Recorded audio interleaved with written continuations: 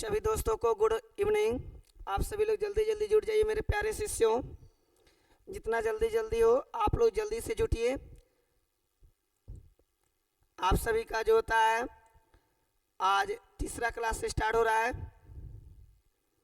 मेरे प्यारे बच्चे सभी को गुड इवनिंग। एकदम जल्दी जल्दी जुटिए आप सभी लोग। बहुत सुंदर बहुत सुंदर, एकदम जुटते आइए और थोड़ा शेयर लाइक कमेंट्स कर दीजिए मेरे प्यारे बच्चे।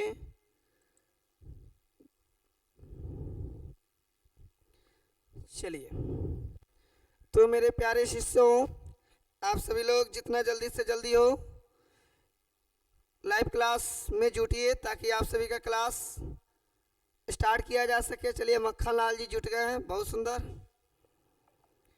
मक्खन लाल जी जो है जुट गए हैं, देखिए बाबू आप लोग से पहले जुट गए हैं। राहुल पटेल जुट गए हैं, राहुल पटेल जुट गए हैं। चलिए अति सुंदर बाबू, जितना जल्दी से जल्दी हो आप लोग क्लास को बाबू ज्वाइन करिए।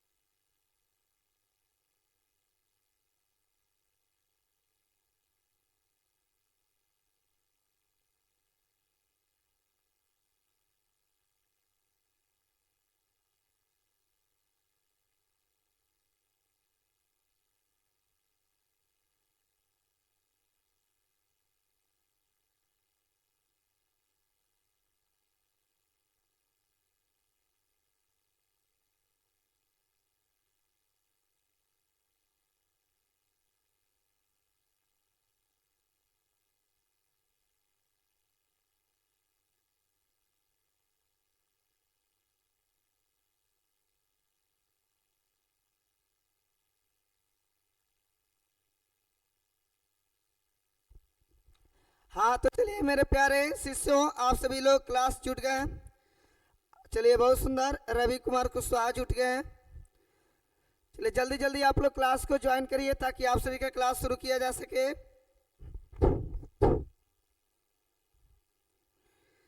आप सभी का क्लास शुरू किया जाए, जल्दी जल्दी क्लास को ज्वाइन करें।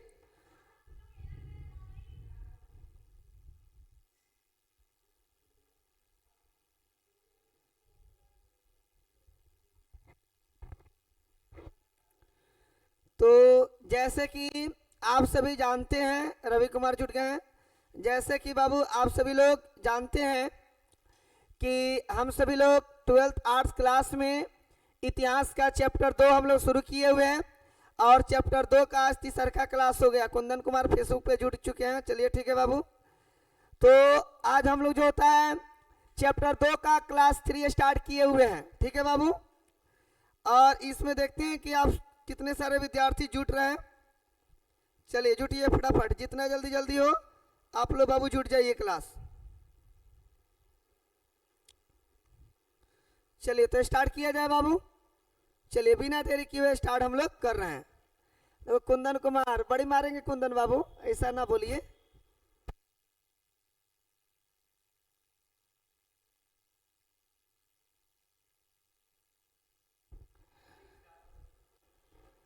हाँ तो चलिए मेरे प्यारे बच्चे शुरू करते हैं। आप सभी को पता होना चाहिए कि अब जो होता है छठ दीपावली आ रहा है ना, तो ऐसा नहीं हो कि हम सभी लोग पढ़ाई को छोड़ करके और इसी में लग जाएं। पढ़ाई के साथ साथ वह भी काम करना है, ठीक है, दोनों साथ ही साथ चलना चाहिए। चलिए ये जुट गए पप्पू खान, विनोद कुमार, कुंदन कुमार, एमडी राजा, अंकुश शर्मा, कुंदन, रंजन, रवि, विनोद, राहुल। चलिए ठीक है प्यारे बच्चे, इतना लोग जुट गए, सभी को लाइक कर दीजिए एक बार, सभी कोई लाइक पहले कर दीजिए बाबू, इतने लोग लाइव में जुटे हैं, लाइक नहीं किए, लाइक आप लोग कर दीजिए सभी कोई।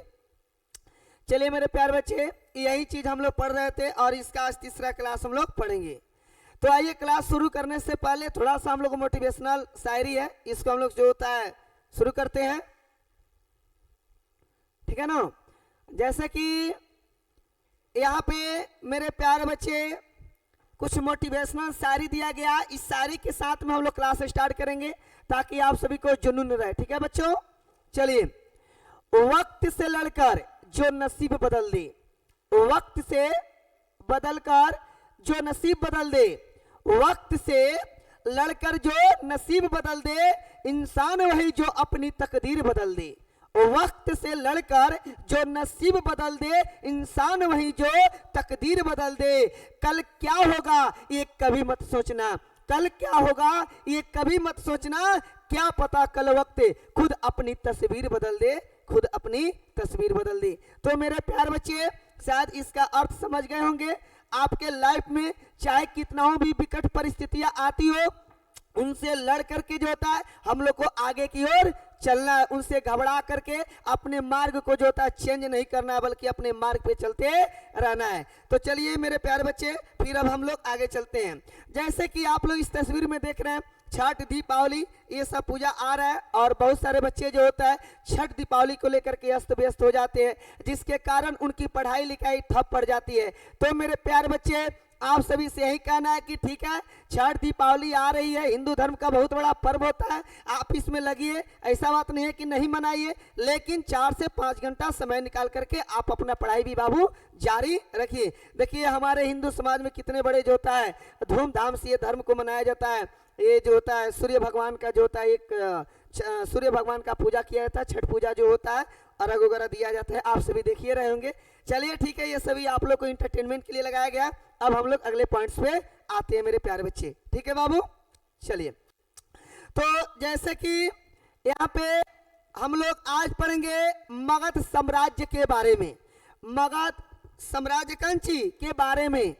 याद करिए मेरे प्यारे बच्चे, हम लोग कल पढ़े थे, हम लोग कल क्या पढ़े थे, मगध साम्राज्य ही पढ़े थे मेरे प्यारे बच्चे, याद होगा। कल मगध साम्राज्य के बारे में पढ़े थे, ठीक है ना। और आज जो है वही मगध महाजनपद के बारे में खूब बारीकी से हम लोग अध्ययन करेंगे। यहाँ पे जो आप लोग फिगर देख रहे हैं मेरे प्यारे बच्चे, देखिए ये फिगर आप लोग देख रहे हैं मेरे प्यारे बच्चे, ये फिगर देख रहे हैं, ये हुआ मगध महाजनपद। ये क्या हुआ मेरे प्यारे बच्चे, मगध महाजनपद।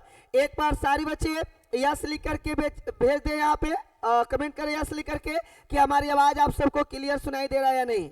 मेरे प्यारे बच्चे जितने भी हैं, आप लोग एक बार यस लिख करके भेजिए ताकि हमारी आवाज आप सभी को क्लियर सुनाई दे रहा है या नहीं दे रहा है।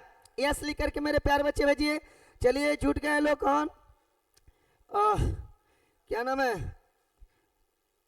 व्यास, चंदन जुट गए, नन्ही कुमारी, रंजन सराफ, हाँ छठी मैया, बिल्कुल बाबू। हाथ जोड़ करके जो होता है छठी मैया का सबको याद कर लेना, हाथ जोड़ करके छठी माँ से जो होता है विनती करो कि हे छठी मैया, आप जो होता है हमारे बोर्ड की परीक्षा जो होता है बहुत बेहतर तरीका से बिताइए, इसमें बेहतर से बेहतर नंबर दिलवाइए। छठी माँ से इतना जरूर तुम लोग मतलब कि गोड़ लाग लेना, समझा ना। छठ पूजा में जाना तो इधर उधर ध्यान नहीं देना है, छठी माँ को गोड़ लगना है कि बढ़िया से बढ़िया आप सबको नंबर आ जाए। चलिए ठीक है मेरे प्यारे बच्चे, आगे बढ़ते हैं हम लोग। ती हो गया मगध महाजनपद। मेरे प्यारे बच्चे, क्या हुआ, मगध महाजनपद। यहाँ पे आप लोग कुछ खाली स्थान देख रहे होंगे, ये खाली स्थान नहीं है बल्कि ये मेरे प्यारे बच्चे नदी। क्या है ये बच्चे, नदी। ये कौन कौन सी नदी है मेरे प्यारे बच्चे, तो सबसे पहले गंगा नदी है।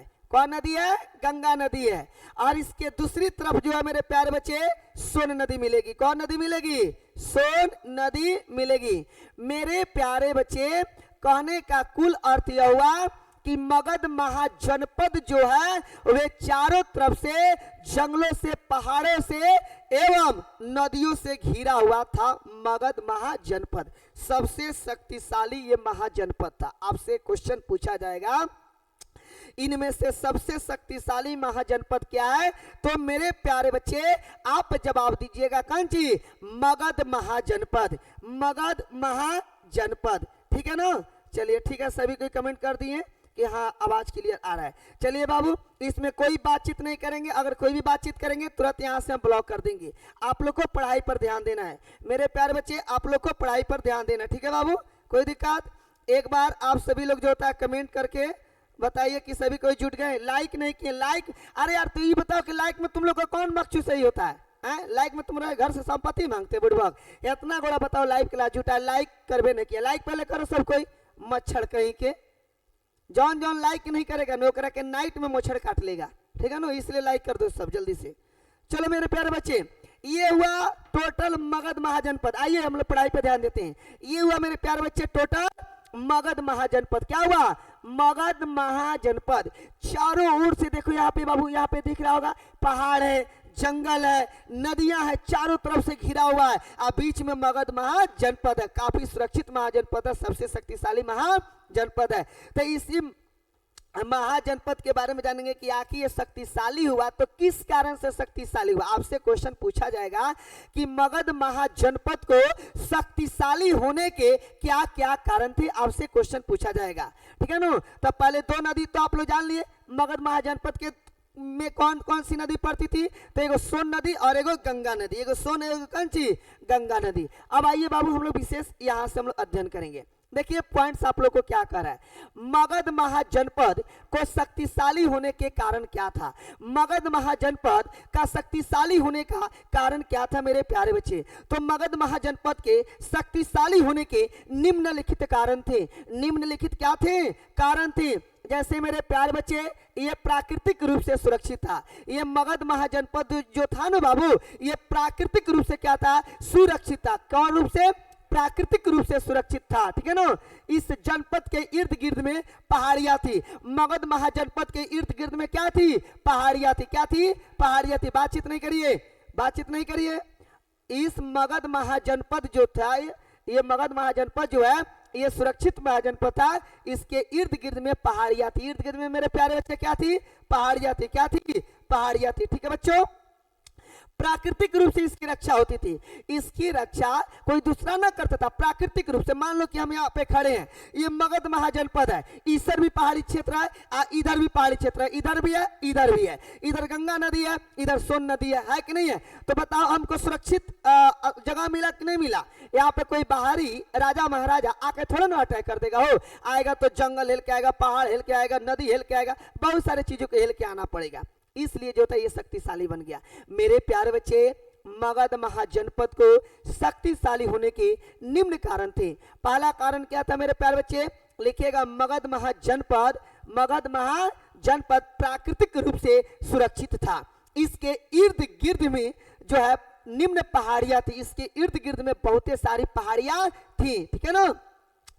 गंगा और सोन नदी के पानी से सिंचाई के साधन उपलब्ध हो जाते थे। बाबू, ये मगध महाजनपद में जितने भी कृषि योग्य भूमि थी, जो वहां के कृषि कार्य किसान करते थे, उनको बहुत आसानी से पानी मिल जाती थी, क्योंकि वहां पे गंगा और सोन नदी बहती थी। गंगा और सोन नदी बहती थी, जिसके कारण मगध जो है काफी उपजाऊ भूमि था। मगध जो है मेरे प्यारे बच्चे काफी क्या था? उपजाऊ भूमि था। मेरे प्यारे बच्चे समझ गए? कोई किसी को दिक्कत तो नहीं है? हम लोग क्या पढ़ रहे हैं? तो मगध महाजनपद के बारे में पढ़ रहे हैं। हम लोग क्या पढ़ रहे हैं बाबू? ध्यान से देखिएगा। मगध महाजनपद। मेरे प्यारे बच्चे बातचीत नहीं करेंगे, इसको ध्यान से देखेंगे। मगध महाजनपद के बारे में हम लोग अध्ययन कर रहे हैं, ठीक है ना। ये मगध महाजनपद हो गया। मेरे प्यारे बच्चे, सबसे पहले इसमें चारों तरफ से पहाड़ी क्षेत्र था। चारों तरफ से क्या था? पहाड़ी क्षेत्र था। पहला कारण ये था। और दूसरा का कारण मेरे प्यारे बच्चे क्या था? मगध महाजनपद में गंगा और सोन नदी बहती थी। सोन नदी बहती थी मेरे प्यारे बच्चे, ठीक है ना। तीसरका में लिखिएगा, यहाँ की भूमि काफी काफी उपजाऊ थी, उपजाऊ थी। मेरे प्यारे बच्चे इतना सारा चीज लिखिएगा ना। मगध महाजनपद को शक्तिशाली होने के क्या कारण थे, शक्तिशाली होने के क्या कारण थे। तो मेरे प्यारे बच्चे आप सभी लोग लिखिएगा मगध महाजनपद को शक्तिशाली होने के निम्नलिखित कारण था। ठीक है नागेंद्र जुट गए, आलोक जुट गए, ठीक है आलोक राज जुट गए, एमडी राजा, राहुल पटेल, राजा सराफ। चलिए बाबू ठीक है, तो शुरू करते हैं हम लोग, ठीक है ना। तो मगध महाजनपद को शक्तिशाली होने के कारण क्या थे, तो मेरे प्यार बच्चे आप लिखेंगे मगध महाजनपद के शक्तिशाली होने के निम्न कारण थे। जैसे पहला क्या कारण था, तो मगध महाजनपद जो है प्राकृतिक रूप से सुरक्षित था, प्राकृतिक रूप से क्या था, सुरक्षित था। दो में लिखेगा मगध महाजनपद के चारों तरफ या इर्द गिर्द में पहाड़ी क्षेत्र थी। कौन क्षेत्र थी, पहाड़ी क्षेत्र थी। कौन क्षेत्र थी मेरे प्यारे बच्चे, पहाड़ी क्षेत्र थी। मगध महाजनपद के इर्द गिर्द में क्या थी, पहाड़ी क्षेत्र थी। 3 नंबर पॉइंट में लिखेगा मगध महाजनपद में 2 नदियां बहती थी, सोन नदी, गंगा नदी, सोन नदी, गंगा नदी, है ना। जिसके कारण वहां के किसान लोग जो कृषि कार्य करते थे तो आसानी से कृषि कार्य के लिए उनको पानी उस नदी से मिल जाती थी, जिसके कारण वहां की भूमि काफी उपजाऊ थी। वहां की भूमि मेरे प्यारे बच्चे काफी क्या थी, उपजाऊ थी, ठीक है ना। चलिए बच्चे आगे हम लोग चलते हैं। आगे कह रहा है मगध महाजनपद में कौन कौन से वंश शासन किया। मेरे प्यारे बच्चे मगध महाजनपद में कौन कौन से वंश शासन किया, आपसे क्वेश्चन पूछा जाएगा। मेरे प्यारे बच्चे मगध महाजनपद में कौन कौन से वंश शासन किया। तो आइए हम लोग यहां से थोड़ा शुरू करते हैं। आइए देखिए यहां पे, जैसे कि आपको बतला देते हैं बाबू, 1 मिनट रुक जाइए आप लोग। जैसे यहाँ पे देखिए, यहाँ पे आप सभी को क्या दिख रहा है, एक बार कमेंट करके बताइए बच्चों, आप सभी को दिख रहा है ना। चलिए ठीक है, दिख रहा है तो अच्छा बात है। ये है मगध महाजनपद, ठीक है ना। अब इसमें हम लोग पढ़ेंगे कौन कौन यहाँ पे शासन किया था। तो एक सूत्र होता है मेरे प्यारे बच्चे, याद रखिएगा। एक जो है सूत्र होता है, क्या हो गया, थोड़ा सा गड़बड़ा गया, 1 मिनट बच्चों, 1 मिनट रुक जाइए, 1 मिनट रुक जाइएगा, गड़बड़ा गया बाबू, 1 मिनट सॉरी। हाँ अब हो गया। चलिए ये मगध महाजनपद के बारे में हम लोग पढ़ रहे थे, ठीक है बच्चों। आइए ठीक है ना। अब देखिए ये हो गया मगध महाजनपद, ठीक है बच्चों, क्लियर हो गया। अब यहाँ पे कौन कौन शासन किया था। सबसे पहले मेरे प्यारे बच्चे, क्या हो गया भाई, अरे गड़बड़ा जा रहा है बाबू, 1 मिनट, चलो यहीं से लिख देते हैं। मगध महाजनपद, ये बाबू मगध कंची महाजनपद।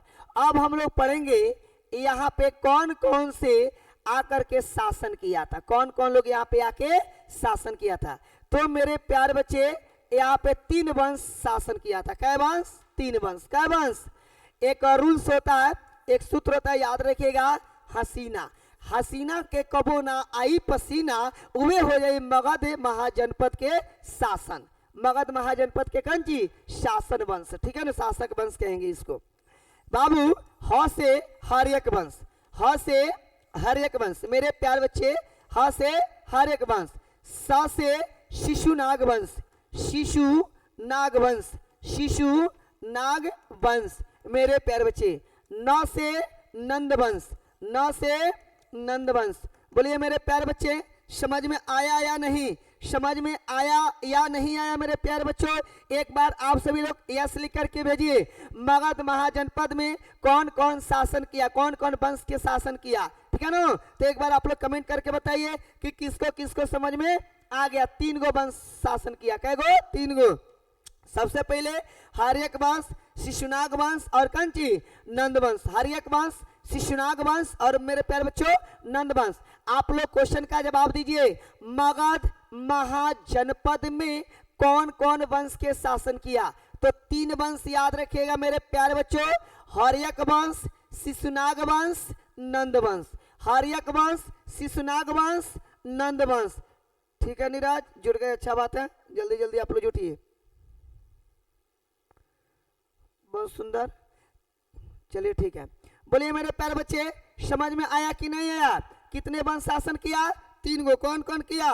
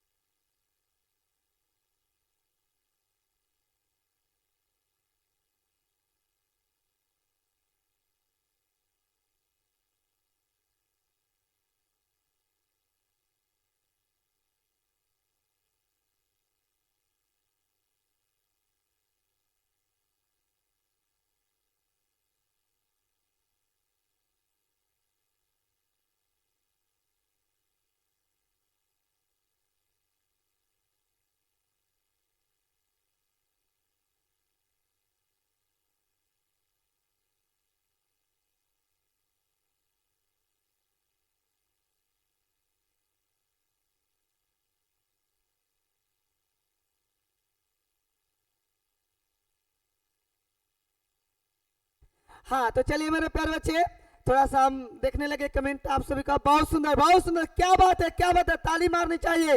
यहाँ पे लिख दिए सभी को कि हर्यक वंश, शिशुनाग वंश, नंद वंश। बहुत सुंदर, ये आलोक का जवाब है, शिशुनाग वंश। बहुत सुंदर, ठीक है, हाँ बहुत सुंदर, बहुत सुंदर, क्या बात है। आलोक का जवाब इसमें खाली आ रहा है, सिर्फ आलोक का आ रहा है जवाब। आलोक क्या लिखा है? नंद वंश, हर्यक वंश, शिशुनाग वंश। बहुत सुंदर बाबू, ऐसे ही आप लोग जवाब दीजिए। चलिए मेरे प्यारे बच्चे, समझ गए आप लोग? मगध महाजनपद में कितने वंश शासन किए? हर्यक वंश, शिशुनाग वंश और ये नंद वंश। अब बारीकी से हम लोग पढ़ेंगे कि हर्यक वंश में कौन कौन था, हर्यक वंश में कौन कौन था। ठीक है मेरे प्यारे बच्चे, तो सबसे पहले हर्यक वंश के शासन के बारे में हम लोग जानेंगे। हाँ ठीक है, सबका कमेंट हम लोग देख रहे हैं बाबू, ठीक है ना, कोई दिक्कत नहीं। बहुत सुंदर, बहुत सुंदर। बिंबिसार, सबसे पहले क्या लिखेंगे मेरे प्यारे बच्चे? बिंबिसार। यहाँ का जो शासक था उसका नाम क्या था?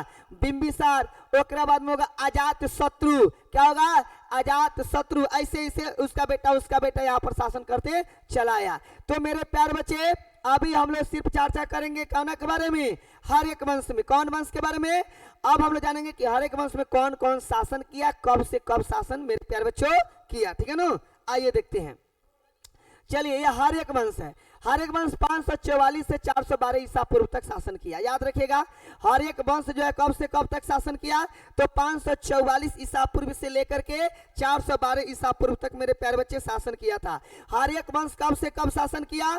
544 ईसा पूर्व से लेकर के मेरे प्यारे बच्चे 544 से लेकर के 412 ईसा पूर्व तक शासन किया। याद रखेगा ना, हर्यक वंश कब से कब शासन किया? 544 ईसा पूर्व से लेकर के 412 ईसा पूर्व तक मेरे प्यारे बच्चों शासन किया। बाबू, हर्यक वंश के संस्थापक कौन था? हर्यक वंश के संस्थापक कौन था बताओ? बिंबिसार। हर्यक वंश के संस्थापक कौन था? बिंबिसार। हर्यक वंश के संस्थापक कौन था बच्चों? बिंबिसार था। बिंबिसार ने 544 से 491 ईसा पूर्व तक मगध पर शासन किया। कब से कब तक शासन किया मगध पर? 544 से 491 ईसा पूर्व तक। ये बिंबिसार कब से कब किया? 544 से लेकर के 491 ईसा पूर्व तक शासन किया। 491 ईसा पूर्व तक मेरे प्यारे बच्चे क्या किया? शासन किया। बोलो, क्वेश्चन समझ में आ रहा है? आ रहा नो? मगध महाजनपद पे कौन कौन वंश शासन किया? तो हर्यक वंश, शिशुनाग वंश और नंद वंश। ठीक है ना, जिसमें पहला वंश हम लोग पढ़ना है कौन वंश? हर्यक वंश। हर्यक वंश कब से कब तक शासन किया? 544 ईसा पूर्व से लेकर के 412 ईसा पूर्व तक शासन किया। 544 ईसा पूर्व से लेकर के कब तक? 412 ईसा पूर्व तक शासन किया। बहुत सुंदर, सिर्फ आलोक का जवाब आ रहा है। बहुत सुंदर बाबू, आलोक का जवाब आ रहा है, अच्छा बात है। चलिए अब देखिए बाबू, ये बिंबिसार जो है अब मगध में कब से कब शासन किया, तो 544 से 491 ईसा पूर्व तक शासन किया था मेरे प्यारे बच्चों। अब देखिए बिंबिसार, अजात शत्रु ने अपने ही पिता बिंबिसार की हत्या करके मगध का सम्राट बन गया। मेरे प्यारे बच्चे अजात शत्रु के पिता का नाम था बिंबिसार, जो पहला शासक बना था हर्यक वंश में, हर्यक वंश में पहला शासक बना था। तो बिंबिसार के बेटा का नाम अजात शत्रु था, या अजात शत्रु के पिता का है तो पिता का नाम क्या था, बिंबिसार। मेरे प्यारे बच्चे बिंबिसार, बताओ कितना आदमी था, बेईमान आदमी था कि अपना बाप को ही हत्या करवा दिया सम्राट बनने के लिए।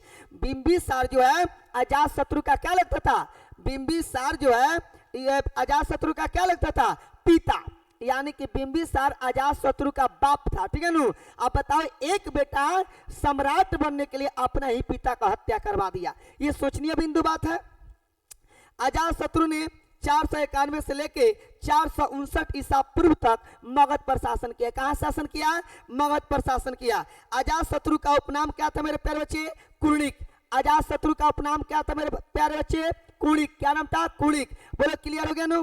आपसे हम क्वेश्चन पूछेंगे, हर्यक वंश कब से कब शासन किया, तो 544 से लेकर के 412 ईसा पूर्व तक शासन किया। हर्यक वंश में पहला शासक कौन था, तो आप लिखेगा बिंबिसार। बिंबिसार के बेटा के नाम क्या था, अजात शत्रु। बिंबिसार की हत्या किसने कराया, अजात शत्रु। किसने कराया, अजात शत्रु। अजात शत्रु ने मगध का सम्राट बनने के लिए क्या किया, तो अपना पिता बिंबिसार का हत्या करवा दिया। क्या करवा दिया, हत्या करवा दिया। अब बाद में अजात शत्रु के बेटवा जौन होता है, उदयन जौन होता है, वो भी क्या करता है कि अजात शत्रु का हत्या करवा देता है। जब वो अपने बाप का हत्या किया तो यो का किया, अपना बाप का हत्या करवा दिया, है ना।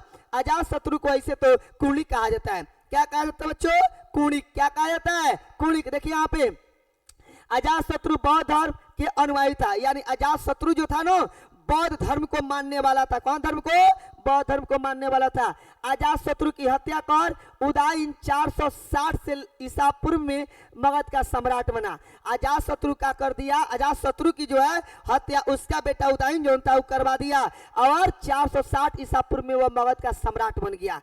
460 ईसा पूर्व में मगध का क्या बन गया, सम्राट बन गया। क्या बन गया मेरे प्यारे बच्चों, सम्राट बन गया, ठीक है ना। अब देखो उदयन ने 460 से 440 ईसा पूर्व तक शासन मगध पर किया। उदयन कब से कब, 460 से लेके 440 ईसा पूर्व तक मात्र शासन किया।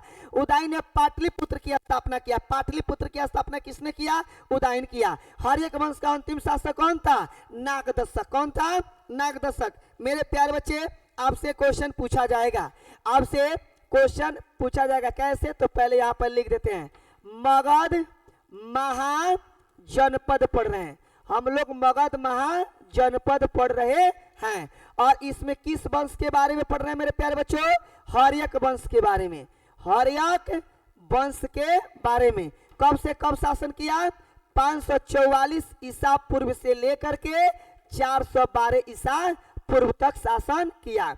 इसके पहला शासक का नाम बताइए मेरे प्यारे बच्चे, पहले शासक का नाम बताइए, बिंबिसार।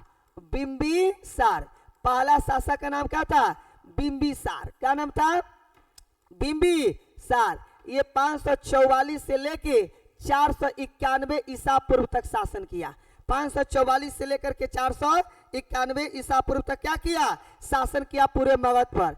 अब बिंबिसार के बेटा के नाम था अजात शत्रु। अजात शत्रु, अजात लिखते हैं, अजात शत्रु, ठीक है ना, अजात शत्रु। ये क्या किया, मगध का सम्राट बनने के लिए, मगध का कौन चीज, सम्राट बनने के लिए पिता का क्या किया, पिता का हत्या करवा दिया। पिता का क्या करवा दिया मेरे प्यारे बच्चों, हत्या करवा दिया। क्या करवा दिया, और 491 से 459, 491 से 459 ईसा पूर्व तक ये शासक बना, सॉरी सम्राट बना।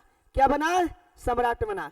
मेरे प्यारे बच्चे अच्छे से समझिएगा, नहीं समझ में आएगा दोबारा आपसे बतलाएंगे, हाल आपसे क्वेश्चन भी हम लोग करेंगे, आपसे क्वेश्चन भी मेरे प्यारे बच्चे हम करेंगे, ठीक है बच्चों, कोई दिक्कत। तो हर्यक वंश के पहला शासक बिंबिसार, बिंबिसार के बाद में एक और बेटा अजातशत्रु, अजातशत्रु का किया बिंबिसार का हत्या करवा दिया, बिंबिसार का क्या करवा दिया, हत्या करवा दिया। बिंबिसार कब से कब शासन किया, 544 से 491 ईसा पूर्व। बिंबिसार की हत्या अजातशत्रु ने कराया था। किसने कराया था, अजातशत्रु ने। बिंबिसार कब से कब शासन किया मगध पर, तो 544 ईसा पूर्व से 491 ईसा पूर्व तक शासन किया मेरे प्यारे बच्चे। अब अजातशत्रु जब अपना बाप का हत्या करवा दिया तो ये कब से कब शासन किया होगा, तो ये किया 491 से 459 ईसा पूर्व तक। बाद में अब इसका हत्या उदाइन कराए बाबू। अजातशत्रु का एक नाम है, याद रखिएगा, कुणिक। क्या नाम है इसका, कुणिक नाम है, याद रखिएगा, ठीक है बच्चों, कोई दिक्कत। अब अजातशत्रु के बाद में जो है कौन आया शासक के रूप में, उदाइन। कौन आया, उदाइन भी क्या किया, इसका हत्या करवा दिया। अब अजातशत्रु का हत्या कौन कराया, उदाइन। अजातशत्रु का हत्या किसने कराया, उदाइन। किसने कराया, उदाइन। ये जो है मेरे प्यारे बच्चे 460 से लेके 400 कितना बाबू है, 60 से लेकर के 440 ईसा पूर्व तक मगध पर शासन किया। 460 से लेकर के 440 ईसा पूर्व तक मगध पर क्या किया, शासन किया। बोलिए मेरे प्यारे बच्चे, समझ में आ गया, कोई दिक्कत। हर्यक वंश कब से कब शासन किया, 544 से 412 ईसा पूर्व तक शासन किया। हर्यक वंश में पहला शासक कौन था, बिंबिसार था। बिंबिसार कब से कब शासन किया, तो 544 से 491 ईसा पूर्व तक शासन किया बच्चों। अगला क्वेश्चन पूछेगा, बिंबिसार का हत्या किसने कराया, अजातशत्रु ने कराया। किसने कराया, अजातशत्रु ने कराया। अजातशत्रु की हत्या किसने कराया, उदाइन ने कराया। किसने कराया, उदाइन ने कराया, ठीक है बच्चों।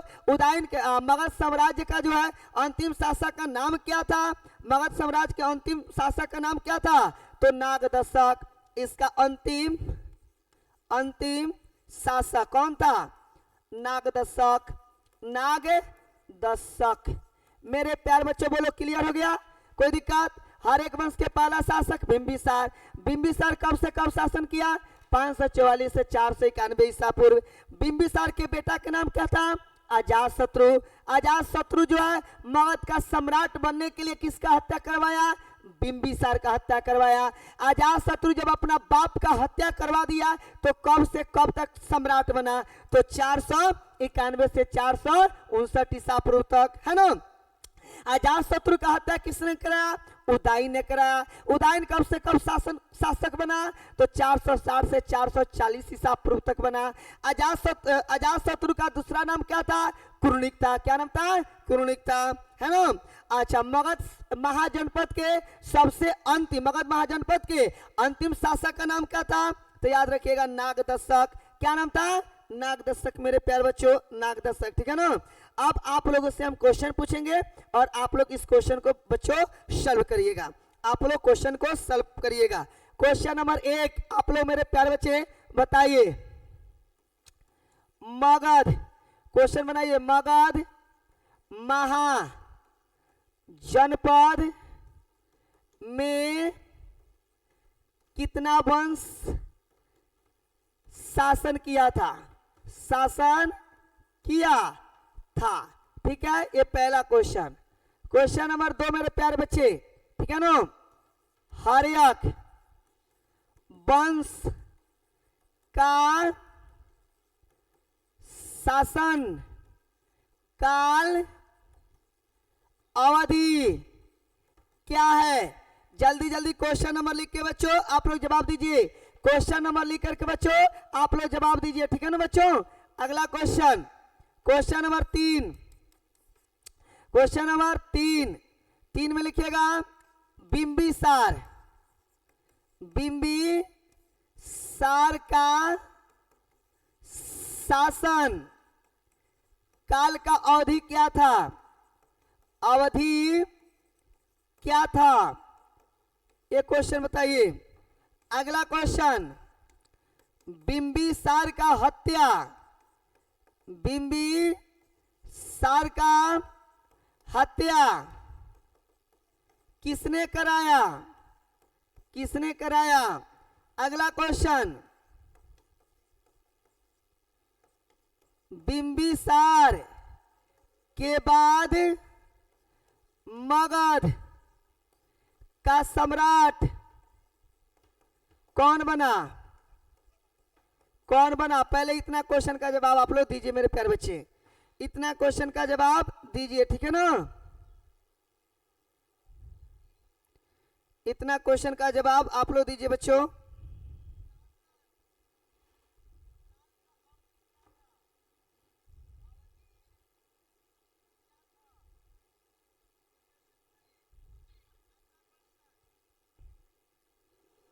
चलिए तो बाबू बताइए, मगध महाजनपद में कितने वंश शासन किया? 3 गो। कौन कौन किया? पहला लिखिएगा हर्यक वंश, है ना? और दूसरका में लिखिएगा कंची शिशुनाग वंश, शिशुनाग वंश। तीसरका बताइए नंद वंश, नंद वंश, ठीक है बच्चों। अगला क्वेश्चन, हर्यक वंश का शासनकाल का अवधि क्या था? तो 544 ईसा पूर्व से 412 ईसा पूर्व तक, ठीक है मेरे प्यारे बच्चों। बिंबिसार का शासनकाल की अवधि क्या है? तो लिखिएगा 544 से 491 ईसा पूर्व। अगला क्वेश्चन, बिंबिसार का हत्या किसने करवाया? तो अजातशत्रु, अजातशत्रु। बिंबिसार के बाद मगध का सम्राट कौन बना? इसका बेटा, जाना के नाम था अजातशत्रु। क्या नाम था? अजातशत्रु। बोलिए मेरे प्यारे बच्चे, इतना क्वेश्चन क्लियर हो गया? किसी को कोई दिक्कत? ये बहुत दुर्भाग्य की बात है कि इतने सारे विद्यार्थी लाइव में जुटे हैं और सिर्फ क्वेश्चन का जवाब एक व्यक्ति दे रहे हैं। ये शर्म की बात है कि इतने बच्चे लाइव में जुटे हैं और जवाब एक का आता है ना? अब सोच लो कि आप लोग कितने पढ़ने में आगे हो। गजब की बात है, पढ़ रहा सब इतना सारा लाइव क्लास में जुटा है और जवाब आता है एगो का, जवाब आता है एगो का। समझदारी नाम का चीज नहीं होता है। क्या करोगे? बोर्ड परीक्षा में टाइम नहीं है, करो बातचीत, जितना बातचीत करना है। जवाब एक का आता है। अरे शर्म से मर जाओ, मर जाओ शर्म से, जब जवाब नहीं देना है तो। हैं? इतना व्यक्ति जो है लाइव क्लास में जुटे हैं, जवाब आ रहा है देखिए 1-2 का। हैं? शर्म से मर जाना चाहिए तुम लोग को, समझा ना? जीने लायक तुम लोग इस धरती पे नहीं हो। चलो बाबू, आप समझ में आ गया ना? मगध महाजनपद में 3 वंश, हर्यक वंश, शिशुनाग वंश और नंद वंश। हर्यक वंश के बारे में हम लोग पढ़ रहे हैं। हर्यक वंश का शासनकाल क्या है? 544 से 412 ईसा पूर्व है। बिंबिसार यानी कि हर्यक वंश में पहला शासक कौन बना? बिंबिसार। बिंबिसार का जो है शासनकाल की अवधि क्या है? 544 से 491 ईसा पूर्व। 544 से 491 ईसा पूर्व। बिंबिसार के बेटा के नाम क्या था? अजातशत्रु। बिंबिसार की हत्या किसने कराया? इसका बेटा, जनक का नाम था अजातशत्रु। अजातशत्रु का दूसरा नाम क्या था? कुरुणिक था। क्या नाम था? कुरुणिक था। अजातशत्रु जब अपना बाप का हत्या करा दिया तो ये कब से कब शासन किया? तो लिखिएगा 491 ईसा पूर्व से 459 ईसा पूर्व तक। अब अजातशत्रु की हत्या कौन कराया? उदयन कराया। उदयन कब से कब शासक बना? 460 से 440 ईसा पूर्व के बीच में ये शासक बना था और शासन व्यवस्था चलाया था। मगध महाजनपद के अंतिम शासक का नाम क्या था? तो याद रखिएगा नागदशक। क्या नाम था मेरे प्यारे बच्चों? नागदशक। क्या नाम था? नागदशक। बोलिए, इतना सारा क्वेश्चन आप लोग को मेरे बच्चों क्लियर हो गया? किसी को कहीं से कोई दिक्कत नहीं हुआ? सबका एक कंटेंट आप लोग को ग्रुप में बच्चों डाल दिया जाएगा, ठीक है ना? कोई दिक्कत? चलिए आगे अब हम लोग पढ़ते हैं। आगे हम लोग बच्चों देखते हैं आगे क्या है। चलिए आगे देखते हैं। आगे ये भी क्वेश्चन हो गया है। हाँ बाबू, अब आइए, हर्यक वंश मैंने पढ़ लिया। मगध महाजनपद में जो वंश से शासन व्यवस्था चलाए थे, शासन को चलाए थे, उसमें पहला वंश आया था हर्यक वंश।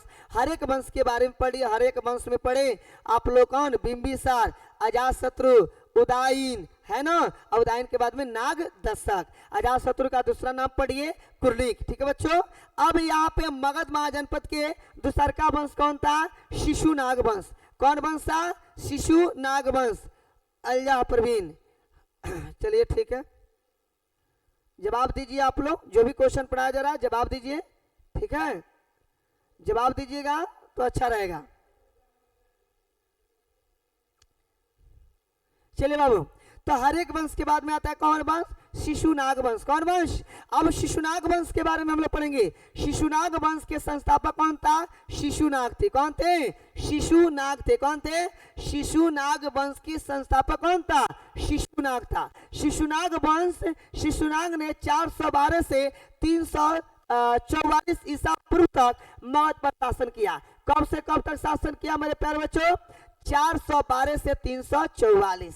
412 से 344। बच्चों याद रखिएगा, शिशुनाग वंश में पहला संस्थापक कौन था? शिशुनाग ही था। कौन था? शिशुनाग था। शिशुनाग वंश में शिशुनाग के द्वारा कब से कब शासन चलाया गया?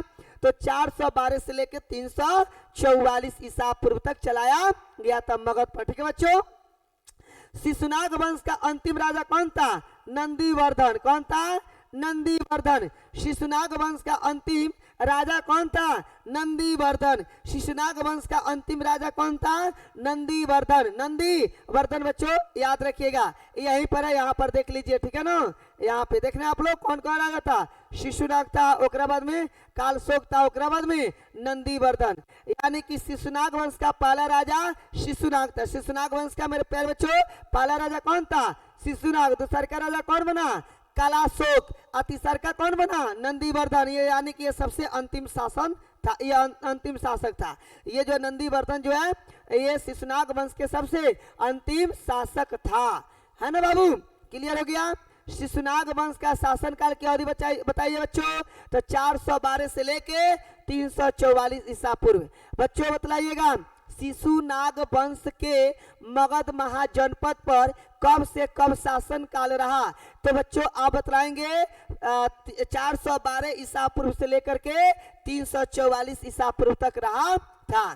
ठीक है ना? शिशुनाग वंश का संस्थापक कौन था? शिशुनाग ही था, है ना?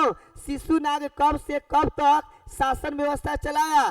तो बच्चों बताइएगा 412 से 344 ईसा पूर्व, है ना? शिशुनाग वंश का सबसे अंतिम राजा का नाम क्या था? नंदीवर्धन। देखिए यहाँ पर भी बाबू दिया है नंदीवर्धन।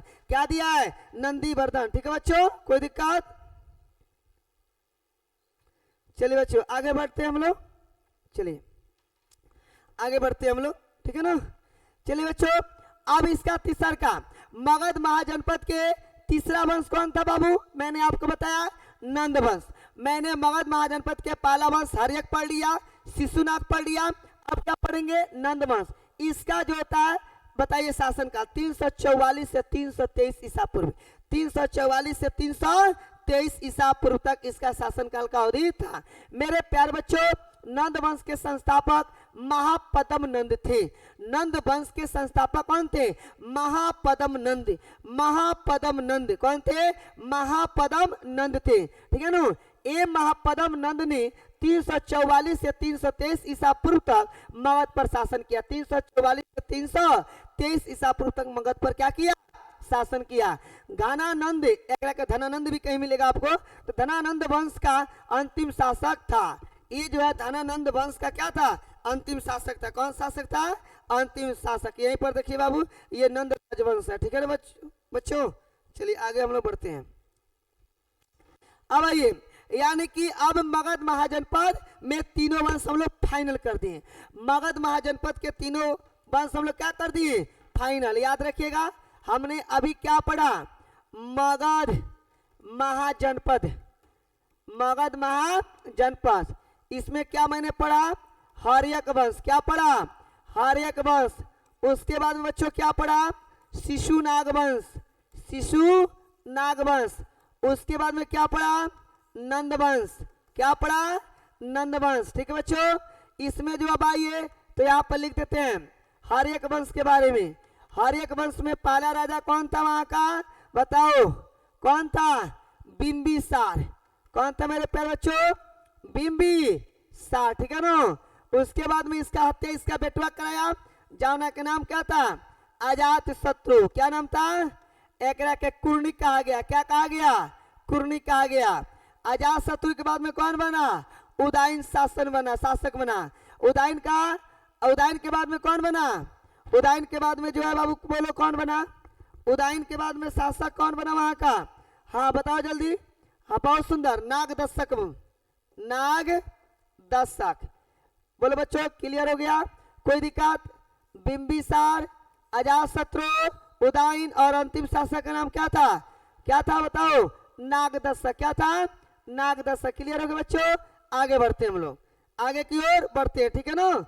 चलो अब हम लोग बहुत इंपोर्टेंट टॉपिक्स पढ़ने चल रहे हैं और अधिकतर क्वेश्चन चंद्रगुप्त मौर्य से पूछा जाता है, इसलिए बच्चों इस टॉपिक को आप लोग ध्यान से देखिएगा, ठीक है ना? थोड़ा पानी पिलाओ ना। चलिए, मौर्य साम्राज्य यानी ये कब से कब? 321 से 185 ईसा पूर्व। 321 से 185 ईसा पूर्व तक, ठीक है ना? मौर्य साम्राज्य के बारे में हम लोग पढ़ेंगे। थोड़ा पानी पी ले।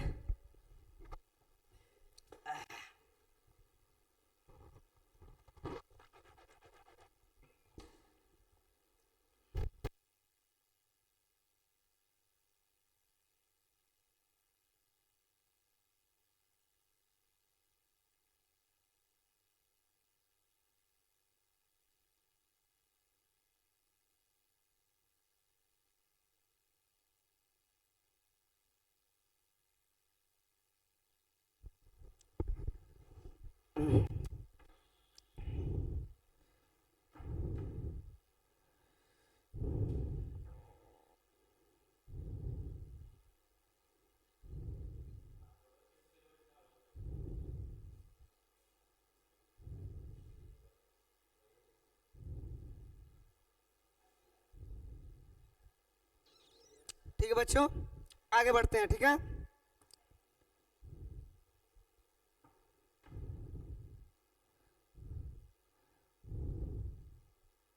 चलिए ठीक है, आगे बढ़ते हैं बाबू। अब जो होता है हम लोग मगध महाजनपद पढ़ लिए, ठीक है ना? मगध महाजनपद में तीनों वंश, हर्यक वंश, शिशुनाग वंश और नंद वंश के बारे में भी पढ़ लिए। अब हम लोग पढ़ेंगे चंद्रगुप्त मौर्य के बारे में, यानी कि मौर्य वंश के बारे में। कौन वंश के बारे में? मौर्य वंश के बारे में। हर्यक वंश हो गया हम लोग का। अब हम लोग पढ़ेंगे कौन सी? तो मौर्य वंश के बारे में बच्चों, ठीक है ना? तो सबसे पहले मौर्य साम्राज्य जो है 321 से 185 ईसा पूर्व तक माना जाता है, ठीक है ना? यानी इसका शासनकाल की अवधि है बच्चों। मगध के विकास के साथ जो है मौर्य साम्राज्य का भी उदय हुआ। मगध का जैसे जैसे विकास हुआ उसी प्रकार से वहां पे मौर्य साम्राज्य का उदय हुआ। मौर्य साम्राज्य का बच्चों क्या हुआ? उदय हुआ। क्या हुआ? उदय हुआ, ठीक है बच्चों? मौर्य साम्राज्य की स्थापना जो है चंद्रगुप्त मौर्य के द्वारा 321 ईसा पूर्व में किया गया था। बच्चों जैसे मगध महाजनपद जो मैंने पढ़ा, तो मगध का जैसे जैसे विकास हुआ वैसे वैसे वहां पर मौर्य साम्राज्य का भी विकास हुआ, ठीक है ना? और मौर्य साम्राज्य की स्थापना की बात करें तो चंद्रगुप्त मौर्य के द्वारा 321 ईसा पूर्व में किया गया था। कब किया गया था? 321 ईसा पूर्व में किया गया था बच्चों, ठीक है ना? आगे कह रहा है ये जो है मौर्य साम्राज्य जो है बच्चों, ये आपको पश्चिम में अफगानिस्तान और बलूचिस्तान तक फैला हुआ था। 321 ईसा पूर्व में की थी, जो कि पश्चिम में अफगानिस्तान और बलूचिस्तान तक फैला हुआ था। इसको एक बार लिख के हम बतला देते हैं। इसको बच्चों एक बार जो लिख करके हम बतला देते हैं, ठीक है ना?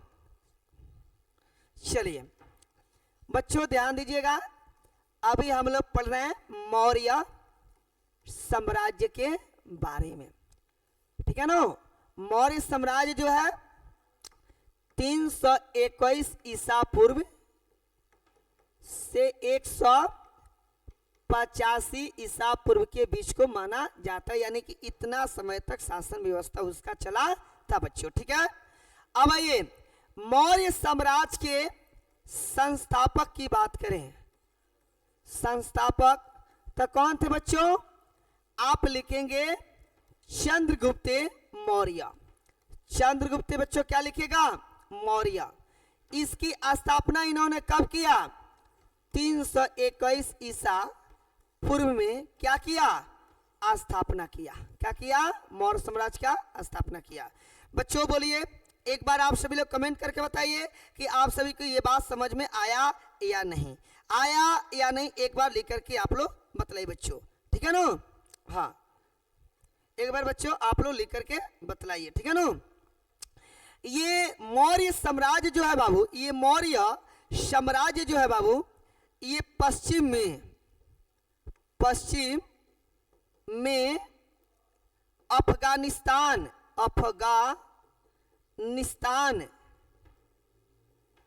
से लेकर बलूचिस्तान तक फैला हुआ था। बलूचिस्तान तक फैला हुआ था। बोले बच्चों, इतना क्वेश्चन क्या क्लियर हुआ आप सभी को? इतना क्वेश्चन क्या क्लियर हुआ आप सभी को?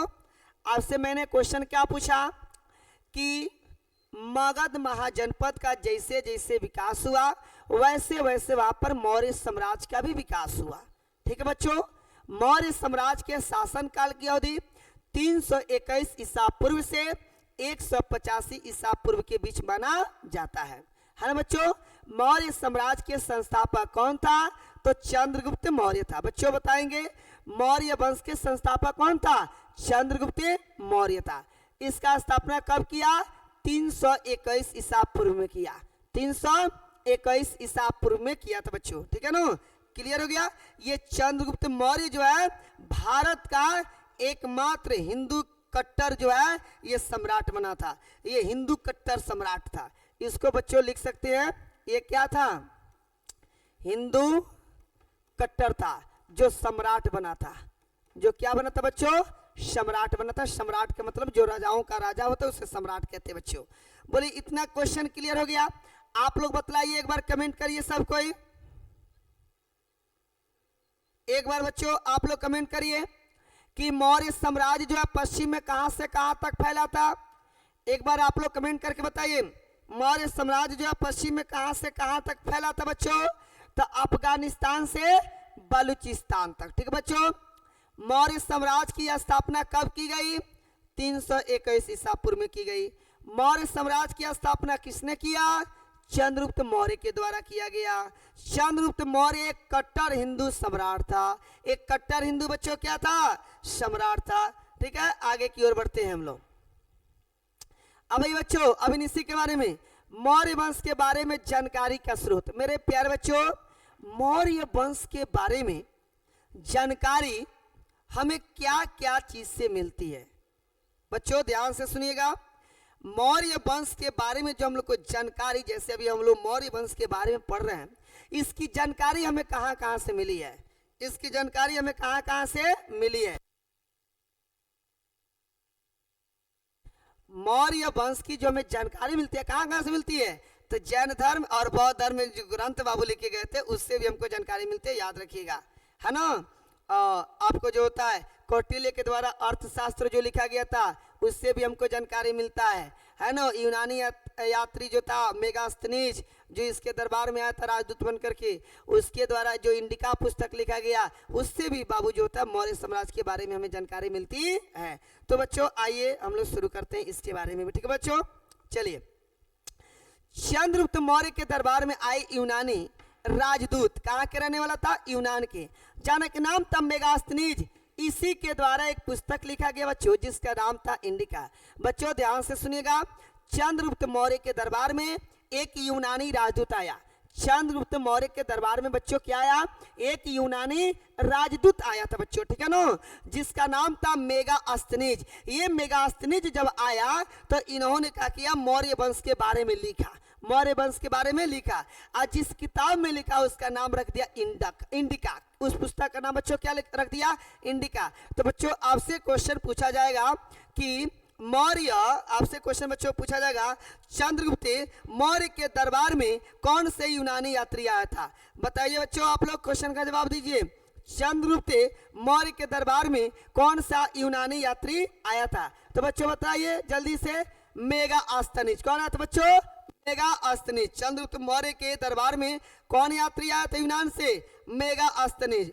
अगला क्वेश्चन बच्चों बताइए, मेगास्थनीज के द्वारा कौन सी पुस्तकें लिखी गई थी? मेगास्थनीज के द्वारा कौन सी पुस्तकें बच्चों लिखी गई थी? जल्दी जल्दी बताइए। मेगास्थनीज के द्वारा कौन कौन सी पुस्तकें लिखी गई थी? जल्दी जल्दी बताइए, कौन कौन पुस्तक लिखा गया था बच्चों? तो मेगास्थनीज के द्वारा सिर्फ इंडिका लिखा गया था, जिसमें मौर्य वंश की जानकारी मिलती है। चाणक्य के द्वारा क्या लिखा गया था? तो अर्थशास्त्र। अर्थशास्त्र से मौर्य शासक के बारे में भी जानकारी मिलती है। बच्चों चंद्रगुप्त मौर्य के बारे में जानकारी हमें चाणक्य के द्वारा या कौटिल्य हम कह सकते हैं, इनके द्वारा अर्थशास्त्र जो पुस्तक लिखा गया था, इससे भी जो था मौर्य साम्राज्य के बारे में हमें जानकारी बच्चों मिलती है। जैन ग्रंथ और बौद्ध ग्रंथ से भी जो है हम लोग को मौर्य साम्राज्य के बारे में जानकारी मिलती है। जैन ग्रंथ और बौद्ध ग्रंथ से बच्चों। अभिलेख से मौर्य अशोक के द्वारा लिखवाए गए साम्राज्य के बारे में भी जानकारी मिलती है। बच्चों आपसे क्वेश्चन पूछा जाएगा। क्या पूछा जाएगा? क्वेश्चन पूछा जाएगा आपसे, बतलाओ मेगास्थनीज के द्वारा, मेगास्थनीज के द्वारा कौन सी पुस्तक लिखा गया? इंडिका। कौन पुस्तक लिखा गया? इंडिका। ये कहाँ के यात्री था? यूनान से आया था। कहां से आया था? यूनान से आया था। एक है बाबू कौन सी? चाणक्य। क्या है? चाणक्य। चाणक्य के द्वारा कौन सा पुस्तक लिखा गया था? अर्थशास्त्र। क्या लिखा गया था? अर्थशास्त्र। ठीक है बच्चों, यहां तक तो कोई दिक्कत नहीं है, कोई परेशानी? ये दो क्वेश्चन हम लोग यहाँ पर क्लियर कर लिए हैं। अच्छा, और भी बाबू हमें जानकारी मिलती है मौर्य साम्राज्य के बारे में। आपको जैन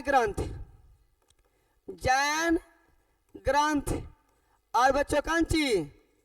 बौद्ध ग्रंथ से भी जो होता है, ये सबसे मौर्य साम्राज्य की जानकारी होती है। मौर्य साम्राज्य की जानकारी प्राप्त होती है। मौर्य साम्राज्य की जानकारी प्राप्त होती है। बच्चों बतलाइए, क्लियर हो गया नो? मेगास्थनीज कहाँ का यात्री था? यूनान का यात्री था। मेगास्थनीज के द्वारा कौन सी पुस्तक लिखी गई? इंडिका लिखी गई। इंडिका में क्या था? तो चंद्रगुप्त मौर्य के शासन काल के बारे में लिखा गया था। कौटिल्य के द्वारा कौन सी पुस्तक लिखी गई? अर्थशास्त्र। या क्वेश्चन पूछेगा कि चाणक्य के द्वारा कौन सी पुस्तक लिखी गई? अर्थशास्त्र। अर्थशास्त्र में क्या मिलता है? तो मौर्य साम्राज्य के बारे में वर्णन किया गया है। मौर्य साम्राज्य के बारे में क्या किया गया है बच्चों? वर्णन किया गया है। ठीक है ना? आगे अब हम लोग पढ़ेंगे। ठीक है ना? हाँ, मौर्य साम्राज्य की जानकारी जो है बाबू हम लोग को जैन ग्रंथ से और बौद्ध ग्रंथ से भी मिलती है। जैन ग्रंथ और कौन सी?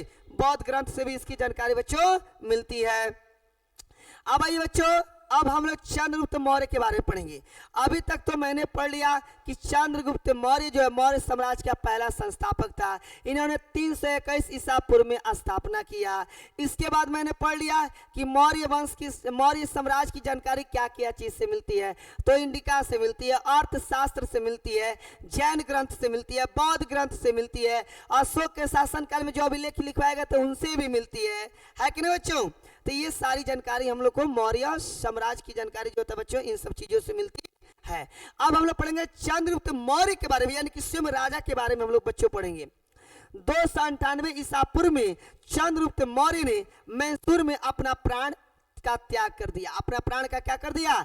यानी कि श्रवण बेलगोला मैसूर में अपना प्राण का त्याग कर दिया। बच्चों 298 ईसा पूर्व में जो है चंद्रगुप्त मौर्य कहाँ जाते हैं? मैसूर में जाते हैं, श्रवण बेलगोला में। वहां पर जाकर के अपने प्राण का क्या करते हैं? त्याग कर देते हैं। बच्चों चंद्रगुप्त मौर्य 322 से 298 ईसा पूर्व तक शासन किया था। बच्चों याद रखिएगा, चंद्रगुप्त मौर्य के द्वारा इसे तो मौर्य साम्राज्य की स्थापना 321 में किया गया, लेकिन शासन कब से कब शुरुआत किया? तो 322 से लेकर 298 ईसा पूर्व तक शासन उसका चला था। बच्चों ठीक है ना? क्लियर हो गया? आगे बढ़ते बच्चों। अब आइए बच्चों, इसके बाद में हम लोग पढ़ेंगे चंद्रगुप्त मौर्य के बाद में वहां का शासक कौन बना? बताइए बच्चों। तो बिंदुसार। बच्चों कौन बना? बिंदुसार। ठीक है ना? तो चंद्रगुप्त मौर्य की जब मृत्यु हो गई तो बाद में वहां का राजा कौन बना? बिंदुसार। बच्चों आपसे क्वेश्चन पूछा जाएगा कि चंद्रगुप्त मौर्य कब से कब शासन किया, तो लिखिएगा 322 से 298 ईसा पूर्व। 200 कितना था 98 ईसा पूर्व तक शासन किया। ये गया मैसूर में श्रवण बेल गोला नामक जगह पे जाकर के अपना प्राण का क्या कर दिया, त्याग कर दिया। तो जब चंद्रगुप्त मौर्य का मृत्यु हो गई, अपना प्राण का यानी कि त्याग कर दिया, उसके बाद में राजा कौन बना, बिंदुसार। कौन बना, यानी कि चंद्रगुप्त मौर्य के बाद में राजा कौन बना बच्चों, बिंदुसार। कौन बना, बिंदुसार। कौन बना, बिंदुसार। बिंदुसार को अमित्र घात भी कहा जाता है। बिंदुसार को बच्चों क्या कहा जाता है, अमित्र घात भी कहा जाता है। बिंदुसार कब से कब शासन किया, 298 से 273 ईसा पूर्व तक शासन किया। 298 से 273 ईसा पूर्व तक बच्चों क्या किया, ये शासन किया हुआ था। ठीक है बच्चों, कोई दिक्कत। अब बोलो क्वेश्चन क्लियर, समझ में आ गया ना, बतलाओ क्वेश्चन सब कोई। मौर्य साम्राज्य की स्थापना किसके द्वारा किया गया, बताइए बच्चों जल्दी से कमेंट करके बताइए। मौर्य साम्राज्य की स्थापना किसके द्वारा किया गया, मौर्य साम्राज्य की स्थापना किसके द्वारा किया गया, राजू कुमार, अंकुश शर्मा।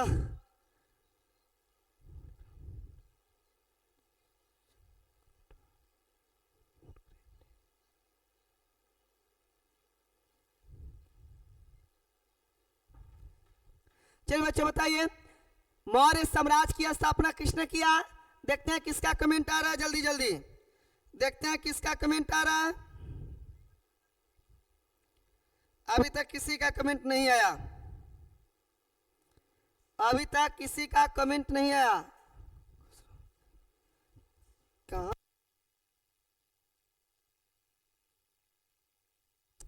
अभी तक किसी का कमेंट नहीं आया, जल्दी बताइए।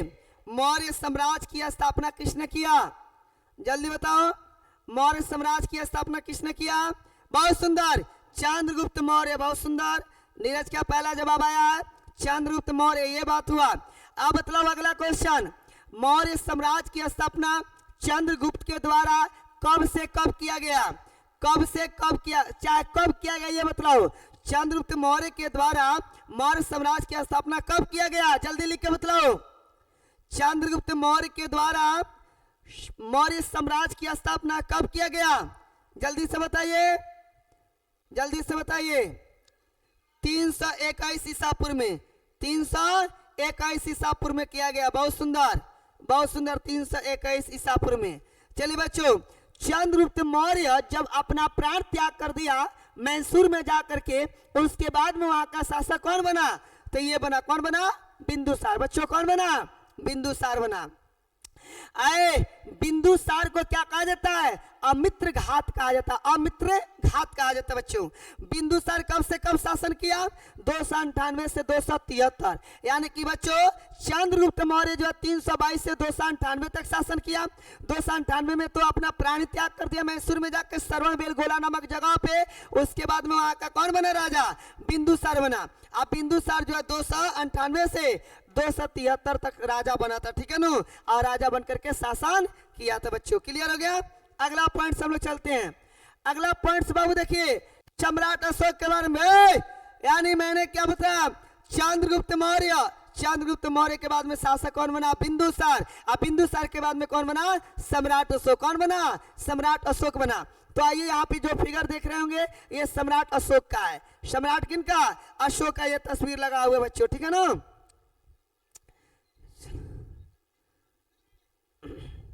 चलिए तो देखते हैं सम्राट अशोक, यानी कि जब बिंदुसार के मृत्यु हो गया तब वहां का शासक कौन बना, अशोक बना। कौन बना, बिंदुसार की मृत्यु के बाद में कौन बना शासक, अशोक बना।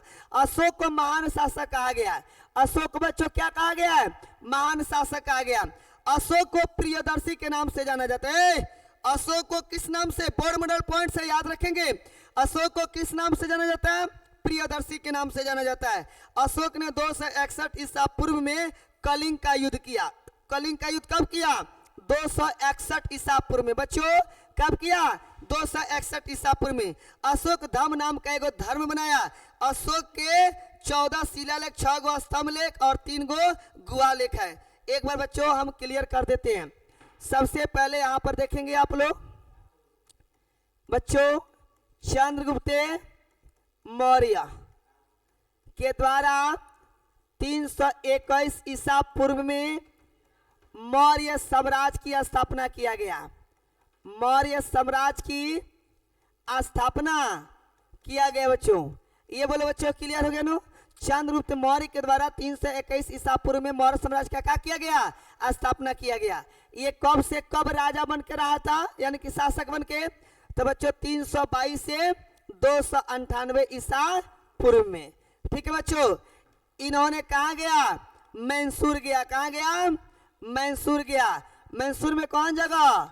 श्रवण बेल गोला नामक जगह पर गया और जाकर के अपना क्या कर दिया बच्चों?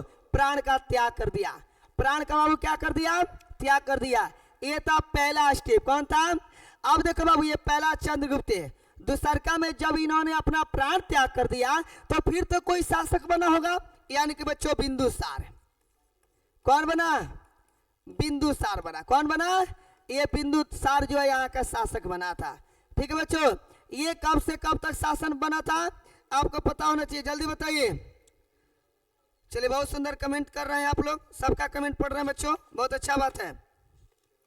बहुत सुंदर, बहुत सुंदर, बहुत सुंदर जवाब है। यानी कि 298 से 273 ईसा पूर्व तक ये शासन किया बच्चों। चंद्रगुप्त मौर्य की जब अपना प्राण त्याग कर दिया तो कौन बना शासक? बिंदुसार बना। ठीक है ना। अब बिंदुसार कब से कब शासक माने शासन व्यवस्था चलाया? तो 298 से 273। 298 से बाबू कब? 273 तक। अब देखो क्या हुआ, बिंदुसार के बाद में कौन आया? तो बच्चों बिंदुसार के बाद में आया अशोक। बिंदुसार के बाद में बच्चों क्या आया? अशोक। अशोक को क्या कहा जाता है बच्चों? प्रियदर्शी कहा जाता है। अशोक को क्या कहा जाता है? प्रियदर्शी। अशोक को क्या कहा जाता है बच्चों? प्रियदर्शी कहा जाता है। क्या कहा जाता है? प्रियदर्शी। तो यही सारी चीज बच्चों आप लोग को इसमें बतलाया गया है। एक बार और रिवीजन करा देते हैं, अच्छे से आप सभी लोग देख लेंगे। बिंदुसार की मृत्यु के बाद वहां का शासक कौन बना? अशोक बना। कौन बना बच्चों? अशोक। अशोक को क्या कहा जाता है? महान शासक। अशोक को क्या कहा जाता है बच्चों? महान शासक। फिर से आपको क्वेश्चन को क्लियर करते हैं। चंद्रगुप्त मौर्य के बाद में शासक कौन बना? बिंदुसार। बिंदुसार के बाद में शासक कौन बना? अशोक। अशोक जो है क्या है? एगो महान शासक है ना। अशोक को इनमें से क्या कहा जाता है? प्रियदर्शी कहा जाता है। अशोक ने जो है कब कलिंग का युद्ध किया? तो 261 ईसा पूर्व में किया। कब किया? 261 ईसा पूर्व में कलिंग का युद्ध किया। कलिंग के युद्ध की कहानी आप लोग बच्चों पढ़े हैं ना। जो कलिंग के राजा जो कलिंग के जो राजा थे, उनकी जो पुत्री थी जिसका नाम था कंची पद्मा, उन्हीं से और सम्राट अशोक का सामना करना पड़ा। बाद में सम्राट अशोक जब जाते हैं तो क्या होता है? अपनी तलवार जो होता है ले जा करके पद्मा के चरणों में रख देते हैं। कहते हैं कि हे देवी, मैं स्त्री से कभी लड़ाई नहीं कर सकता हूँ। ठीक है ना। वही से जो होता है सम्राट अशोक को ज्ञान की प्राप्ति होती है, और वही से जो होता है सम्राट अशोक लौट जाता है। ठीक है ना बच्चों। आगे अब हम लोग देखते हैं। तो अशोक के द्वारा कलिंग का युद्ध कब किया गया? 261 ईसा पूर्व में। अशोक धर्म नाम का एगो क्या बनवाया? धर्म बनाया। अशोक ने कै गो शिलालेख बनवाया? 14 गो।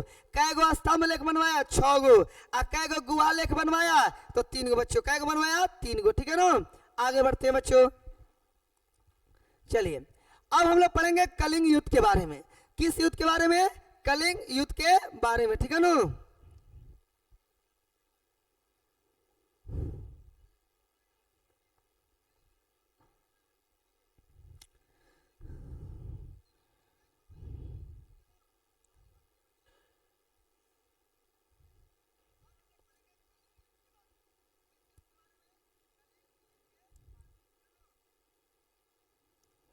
चलिए, कलिंग युद्ध के बारे में पढ़ते हैं हम लोग। कलिंग का युद्ध कब से कब हुआ था, इनके बारे में। अशोक ने 261 ईसा पूर्व में कलिंग का युद्ध किया। अशोक के द्वारा बच्चों कलिंग का युद्ध कब किया गया? 261 ईसा पूर्व में। कलिंग के युद्ध के बाद अशोक के साम्राज्य में नेपाल, संपूर्ण उत्तरी भारत, दक्षिणी भारत में मैसूर, कश्मीर के कुछ भाग, काबुल, हेरात, बलूचिस्तान सम्मिलित हो गए। बच्चों ध्यान से सुनिएगा। अशोक के द्वारा कलिंग युद्ध 261 ईसा पूर्व में किया जाता है। उस समय के युद्ध में जो है अशोक के साम्राज्य में नेपाल भी आता है, उत्तरी भारत आता है, दक्षिणी भारत में मैसूर हो गया, आपको कश्मीर हो गया, इसके कुछ भाग पड़ते हैं जैसे काबुल हो गया, हेरात हो गया, बलूचिस्तान हो गया, ये सब जो है बाबू कलिंग थी अशोक के साम्राज्य में आता है। ठीक है ना बच्चों। कलिंग के युद्ध में अशोक के विजय की प्राप्ति। कलिंग के युद्ध में किसने जीता? अशोक। कलिंग के युद्ध में किसने जीता बाबू? अशोक जीता। ठीक है बच्चों। कलिंग के युद्ध में 1.5 लाख लोग बंदी बनाए गए थे। बच्चों याद रखिएगा, कलिंग का जब युद्ध हुआ था, कलिंग का जब बच्चों क्या हुआ था, युद्ध हुआ था, तो उसमें कम से कम बच्चों 1.5 लाख, कितना? 1.5 लाख लोगों को क्या बनाया गया था? बंदी बनाया गया था। याद रखिएगा, कलिंग का जब युद्ध हुआ था, यानी कि पद्मा रानी से और सम्राट अशोक के बीच में जब आमना सामना होने वाला था, उसके पहले कितने लोग बंदी बनाए गए थे? 1.5 लाख लोग को बंदी बनाया गया था। ठीक है बच्चों। 1 लाख लोग तो मार दिए गए थे जान से। 1 लाख लोग क्या किए गए थे? जान से मार दिए गए थे। ठीक है ना। इस भीषण नरसंहार को देखकर अशोक का हृदय द्रवित हो गया और उसने कभी भी शस्त्र ग्रहण न करने का प्रतिज्ञा किया। जब देखा कि अरे भाई 1 लाख से भी अधिक लोग मारे गए हैं, 1.5 लाख लोग बंदी बनाए गए हैं, पूरे जो होता है जहाँ पे युद्ध होता है उस मैदान में खून का पूरा जो होता है मतलब कि बौछार है, इस दृश्य को देख करके अशोक क्या होता है? और भयभीत हो जाता है, डर जाता है और कहता है कि आज के बाद से फिर मैं कभी युद्ध नहीं करूंगा, फिर कभी मैं युद्ध नहीं करूंगा। ठीक है बच्चों। आगे देखते हैं। अगला पॉइंट जो है बाबू ये अशोक वाला ही है, तो बस रहने देते हैं, अगले दिन हम लोग पढ़ेंगे अशोक के धम्म के मुख्य विशेषताएं के बारे में, यानी कि अशोक के द्वारा जो धम्म बनवाया गया धर्म के नाम पे, तो उससे क्या क्या फायदा हुआ, अशोक क्या क्या किया, किस तरीके से प्रचार प्रसार किया, इनके बारे में हम लोग अगले दिन पढ़ेंगे। चलिए बच्चों, बाय सबके लिए, गुड नाइट, आप सभी का दिन अच्छा हो। चलिए बच्चों, मिलते हैं फिर कल शाम 7:30 बजे।